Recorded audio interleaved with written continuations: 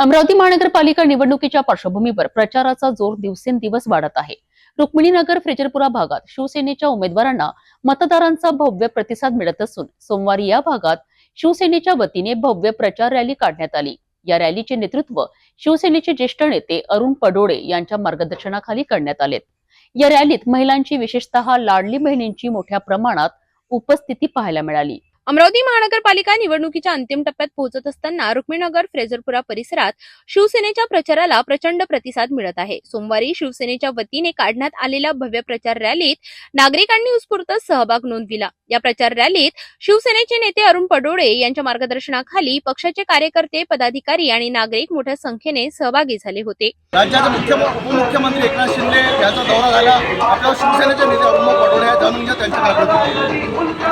आज सन्माननीय मुख्यमंत्री एकनाथ शिंदे साहेब यांचा दौरा अमरावतीला झाला। या अनुषंगाने साहेबांनी जो आपल्या नगरसेवकांना जो आशीर्वाद दिला, अंबामातेचा आशीर्वाद देऊन त्यांनी नगरसेवकांना विजयीचा आशीर्वाद दिला आणि महानगरपालिका नक्कीच भगवा फडकेल हे शिंदे साहेबांनी आणि त्यासाठी सगळे नगरसेवक निवडून येईल असे अमरावतीकरांना विनंती करतो की नगरसेवकांना बहुमताने विजय करा आणि शिवसेनेचा भगवा झेंडा महानगरपालिकेवर फडकलाच पाहिजे। कारण त्यामागचं कारण असं आहे की सन्माननीय एकनाथजी शिंदे साहेबांकडे नगर विकास खाता आहे आणि अमरावती विकासाने खूप मागं राहिलेली आहे आणि साहेबांना आश्वासन दिले की अमरावतीचे नाले असो, लाईन असो, रस्ते असो, हे सगळं तुम्ही भगवा आपला महानगरपालिकेवर फडकला तर हे नक्की अमरावतीचं चित्र छीन असे साहेबांनी आश्वासन दिले आणि सगळ्या नगरसेवकांना आशीर्वाद दिला। रॅली दरम्यान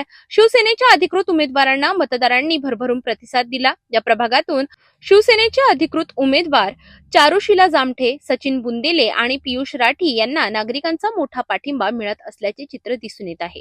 विशेष बाब म्हणजे या प्रचार रॅलीत महिलांची उपस्थिती लक्षणीय होती। लाडकी बहीण योजनेच्या माध्यमातून महिलांशी जोडलेली भावना आणि विश्वास यामुळे महिलांचा सहभाग मोठ्या प्रमाणात पाहायला मिळाला। रॅली दरम्यान शिवसेनेच्या घोषणा, ढोलताशांचा गजर आणि नागरिकांचा उत्साह यामुळे संपूर्ण परिसर शिवसेनामय झाले होते। यावेळी उमेदवारांनी नागरिकांशी थेट संवाद साधत त्यांच्या समस्या जाणून घेतल्या आणि विकासाचे आश्वासन दिले। नमस्कार, मी चारुशीला तेजस जामठे, मी प्रभाग अ मधून उभी आहे आणि आज आम्हाला खूप आनंद होत आहे की इथे माननीय उपमुख्यमंत्री एकनाथ शिंदे आलेले आहेत आणि नगर विकास खातं त्यांच्याकडेच असल्यामुळे अमरावतीमध्ये खूप विकास होईल आणि त्यांनी लाडक्या बहिणींना सांगितलेलंच आहे की लाडकी बहीण योजना सुरूच राहणार आहे आणि ते लखपती करणार आहेत बहिणींना आणि इथे छान आपण कार्य करू।